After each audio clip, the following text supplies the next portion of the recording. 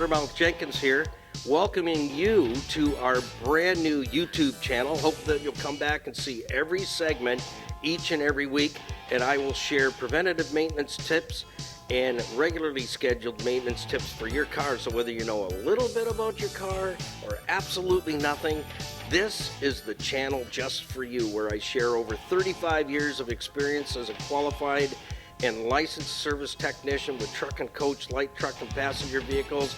Come back and visit us and tell your friends, and we'll see you each and every week right here in the Car Connection Workshop on YouTube.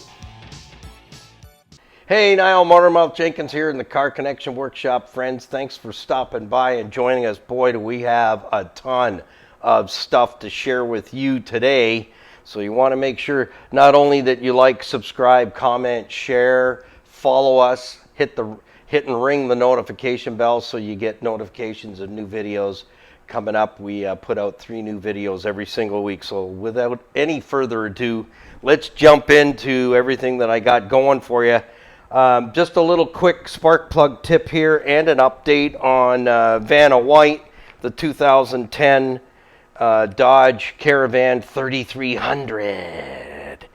I managed to, if you haven't watched the first video and the second video, because that was a service call that's now brought the vehicle to the shop. So we're working on the other side of the compound in another driveway, and I have a mini barn over there with tools and stuff. So Vanna's over there. Her wiring is all fixed.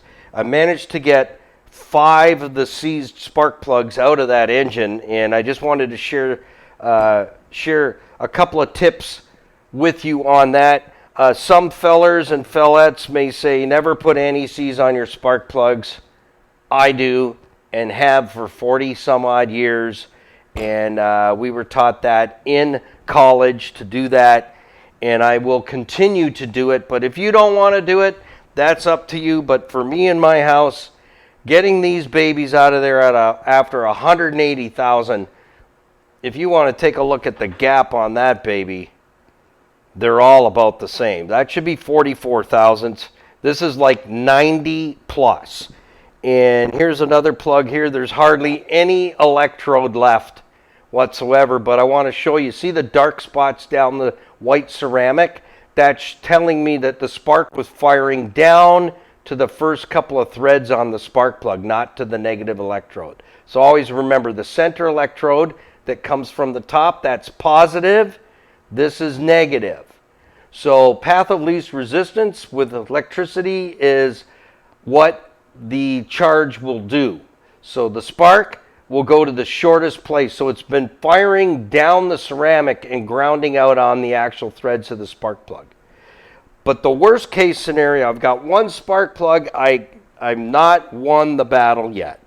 It's in there, and the problem is the 6 points on the nutted portion. Some people like to say the nutted portion of the spark plug is so rotten on these. I'm surprised. I got with a little bit of patience and spraying some transmission fluid down around the spark plug, but you got to make sure where the spark plug goes in, there's a circle there. Clean that out and blow it out with air so you can get the fluid down around the spark plug. And you can see these are oily, and that the threads are oily. That's because I used my method of transmission fluid down around the spark plugs, but I cleaned all the holes where, like I said, where the plugs go into the cylinder head and seat.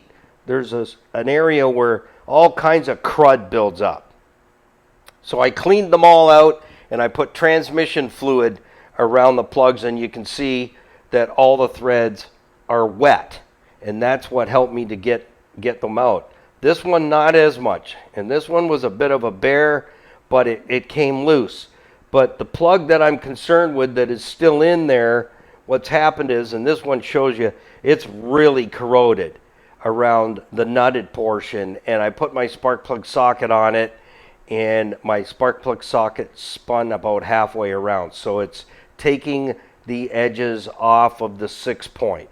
So I have soaked it down some more, but I've gotten to the point where I've got 5 out. I have 1 to go, but these are 180,000 kilometers, and that is a no-no. Don't do it, fellas. Don't do it, fellas. This is what you've got when it looks new. So let's grab that other plug and take a look at the gaps. This one is gapped at 44 thousandths. Do you see what I see? You should be able to see that. That is hard on your ignition and waste gasoline like you would not believe going through that engine. So one more plug to go and we'll have all 6 cylinders back up and running. This is how I do the plug, so I saved this one aside to show you. I take a little bit of anti-seize and this is how I dress it.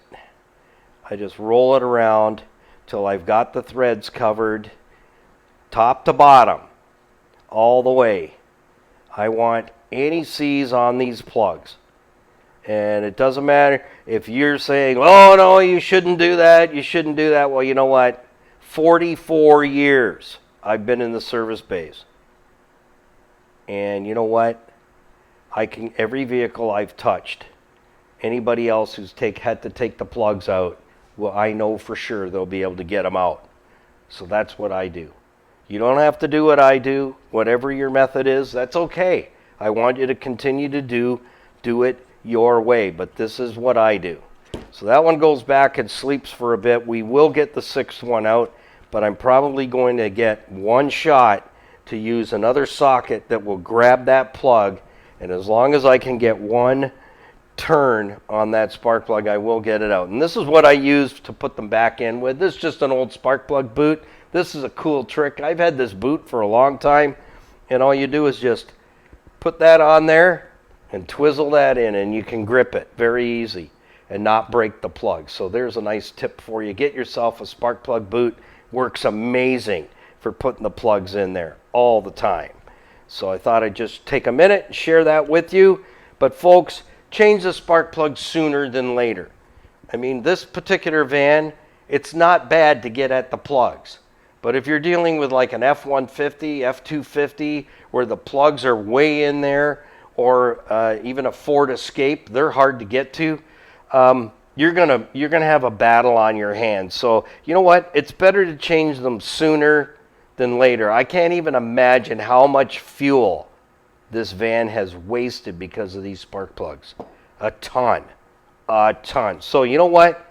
I think about how much fuel economy has been lost over the course of 180,000 kilometers, what that money looks like compared to paying me to get them out, change them out, and put some fresh ones in.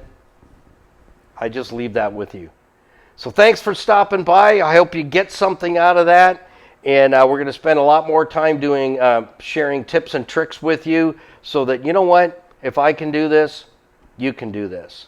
So like, follow, and share on Facebook at Niall Motormouth Jenkins. Visit us on Stevensville on the web. And also our YouTube channel, Niall Motormouth Jenkins. Like, subscribe, comment. Hey, share a tip. Put a tip that you have down in the comments, how you get spark plugs out, or what project you're working on, or what you'd like to see me cover. I'd be more than happy to do that for you and share my 44 years of experience in the service bays. Yeah, that's the compressor. We're working. So hit the notification bell so you don't miss any videos. It'll notify you when a new video goes out. We do 3 new videos every week. Thanks for passing by, and we'll see you in the next one. Put the coffee on. We're coming. Well, thank you for stopping by the Car Connection Workshop right here on YouTube. Don't forget to come back and join us for another segment. So like, share, tag, and follow, and ding that bell so that you don't miss a single edition of Car Connection. So till next time, keep it under 100 and put the coffee on, because we're coming to your house.